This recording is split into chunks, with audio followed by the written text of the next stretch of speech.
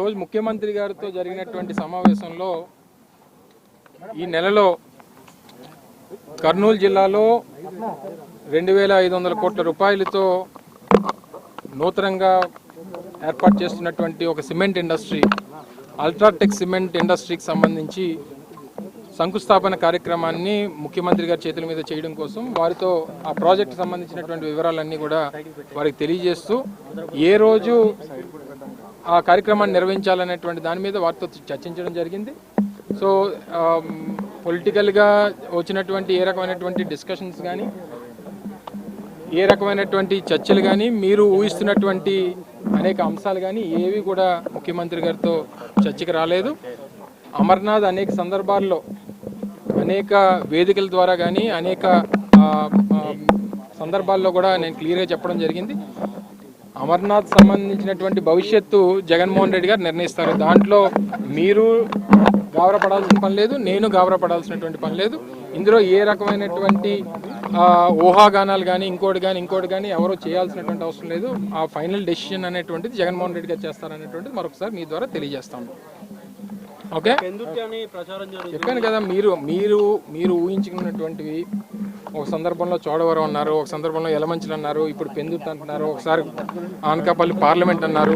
So ఈ రకమైనటువంటి speculations అనేటువంటివి సహజంగా ఎన్నికలు వచ్చినటువంటి సమయంలో సహజంగా జరిగేవి. సో వీటన్నిటికీ మించి నిర్ణయం అనేటువంటిది గౌరవ ముఖ్యమంత్రి జగన్మోహన్ రెడ్డి గారిది.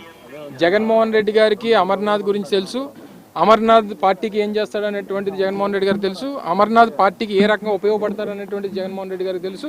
జగన్మోహన్ రెడ్డి గారు ఏ నిర్ణయం చెప్తే ఆ పని చేయడానికి అమర్నాథ్ సిద్ధంగా ఉన్నాడు అనేటువంటిది కూడా అనేక సందర్భాల్లో చెప్పాను. మళ్ళీ ఇంకోసారి ఈ సందర్భంగా ఇక్కడ నుంచి మరొకసారి మీ ద్వారా తెలియజేస్తాను. మీరు ఒక మీటింగ్ లో భావోద్వేగానికి గురయ్యారు, అనకాపల్లి సీటు మారిన తర్వాత జరిగిన సమావేశం.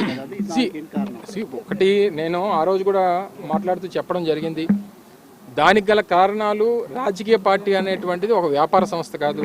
ఎవరి మధ్యలో జరుగుతున్నటువంటి వ్యాపార లావాదేవీలు కాదు.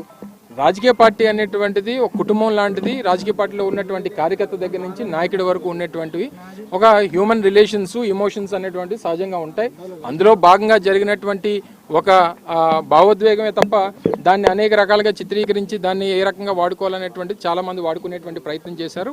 వారందరూ సరే కొంత సమయం ఆనందపడడానికి వారు ఇంకో రకంగా వాడుకోవడానికి ఉపయోగపడుతుంది. In front crocodile festival right. ఆ పార్టీయా రాజీనామా చేస్తాడు కదా.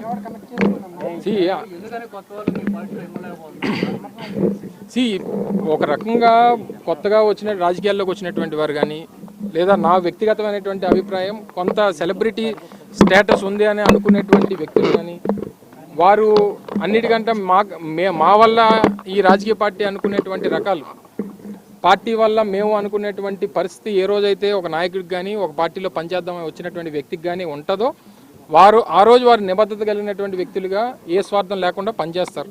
మా వల్ల ఈ రాజకీయ పార్టీ, నా వల్ల ఈ పార్టీకి ఫేమ్ వస్తుంది, నేను రావడం వల్ల ఈ పార్టీ ఇమేజ్ పెరిగింది అనుకునేటువంటి పరిస్థితి ఏ నాయకుడి కన్నా ఏ వ్యక్తి కన్నా ఏ రోజన్నా వస్తే ఆ రోజు వారి తాలూకు పతనం మొదలవుతుంది. అందులో భాగంగా జరిగినటువంటి అనేక ఉదాహరణలు రాజకీయాల్లో అనేక సందర్భాల్లో చూసాం. నేను అనేక సందర్భాల్లో చెప్పాను, పార్టీ జెండా వల్లే మనం తప్ప మన వల్ల పార్టీ కాదు అనేటువంటిది ఏ రోజు అయినా ఎవరైనా గుర్తుపెట్టుకోవాల్సినటువంటి ఒక రాజకీయ సూత్రం.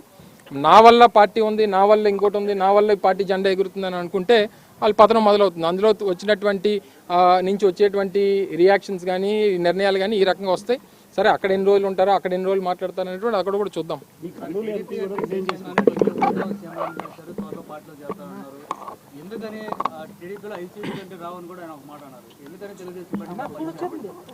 ఒకటి, ఇప్పుడు రాష్ట్రంలో ఉన్నటువంటి రాజకీయ పరిణామాలు జగన్మోహన్ రెడ్డి గారు అనేక వేదికల మీద చెప్పినటువంటి జస్టిఫికేషన్స్ కానీ ఇవన్నీ మనం చూసిన తర్వాత జగన్మోహన్ రెడ్డి గారు రాష్ట్ర ప్రజలకి రాష్ట్రానికి ఏ రకమైనటువంటి సంక్షేమాన్ని అభివృద్ధిని అందించారనేటువంటి దానికి అనేక ఉదాహరణలు ఈరోజు అందరికీ చూపించేటువంటి దానికి మేము సిద్ధంగా ఉన్నాం.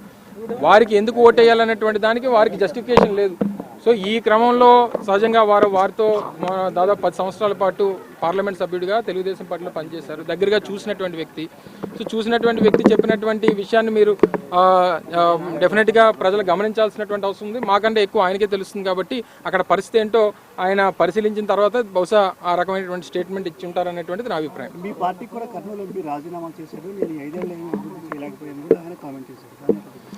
అదే చెప్తున్నాను కదా, ఒక రాజకీయ పార్టీలో ఉండేటువంటి ఏ వ్యక్తి అయినా పార్టీ కోసం, నాయకుడి కోసం, రాష్ట్రం కోసం, రాష్ట్ర ప్రజల కోసం ఆలోచన చేయాలి తప్ప ఇన్ని సంవత్సరాలు 4 సంవత్సరాల 10 మాసాలు అయిన తర్వాత గుర్తొచ్చిందా ఆయనకి ఏం చేయలేకపోయానని. ఆయన గురించి అని కాదు, జనరల్గా చెప్తున్నాను నేను. ఈ సందర్భంలో ఈ పార్టీనో లేకపోతే ప్రభుత్వాన్నో జగన్మోహన్ రెడ్డి గారినో విమర్శించి వెళ్ళిపోయేటువంటి వ్యక్తులందరూ కూడా వారి స్వార్థం కోసం వెళ్ళిపోతున్నటువంటి వారు ఎవరు కూడా దానికి అనేక రకాలైనటువంటి సాకులు. జగన్మోహన్ రెడ్డి గారు అపాయింట్మెంట్ ఇవ్వలేదని ఒకరు, నేనేమీ చేయలేదని చెప్పి ఒకరు, నేనేమి ఎవరికి సాయం చేయలేదని ఒకరు, ఈ రకమైనటువంటి అనేక కారణాలు వారికి వాళ్ళు జస్టిఫై చేసుకోవడానికి చెప్పేటువంటి మాటలు. 4 సంవత్సరాలు 10 మాసాల తర్వాత ఎందుకు గుర్తొచ్చింది, నేనేం చేయలేదు, నాకేం జరగలేదు అనేటువంటి మాట. సో ఎవరు వెళ్ళిపోయినా, ఎవరు ఉన్నా, ఏం చేసినా సరే జగన్మోహన్ రెడ్డి గారి కోసం, రాష్ట్రం కోసం, రాష్ట్రంలో ఉన్నటువంటి 5 కోట్ల మంది ప్రజల కోసం, వైఎస్ఆర్ కాంగ్రెస్ పార్టీ ఎదుగుదల కోసం పనిచేసేటువంటి వారు మాత్రమే వైఎస్ఆర్ కాంగ్రెస్ పార్టీలో ఉండండి. మీరేదో ఆశించి స్వార్థం కోసం పార్టీలో ఉండి ఈ రకమైనటువంటి మాటలు మాట్లాడడం, లేకపోతే రేపు ఎన్నికలు వచ్చినప్పుడు సాబిటైజ్ చేయాలనేటువంటి ఆలోచన ఉన్నటువంటి వారు ఎవరు కూడా వైఎస్ఆర్ కాంగ్రెస్ పార్టీకి అవసరం లేదు. వాళ్ళు వెళ్ళిపోతేనే మంచిది. ఎదురుగా ఉన్నటువంటి వారితో యుద్ధం చేయొచ్చు, కానీ వెనక నుంచి పొడిచిన వాడితో ఏం యుద్ధం చేస్తాం చెప్పండి. Thank you. మరిన్ని వీడియోస్ కోసం ఛానల్ ని సబ్స్క్రైబ్ చేయండి, లేటెస్ట్ అప్డేట్స్ కోసం వాట్సాప్ ఛానల్ ని ఫాలో చేయండి, అండ్ లింక్ డిస్క్రిప్షన్ లో ఉంది.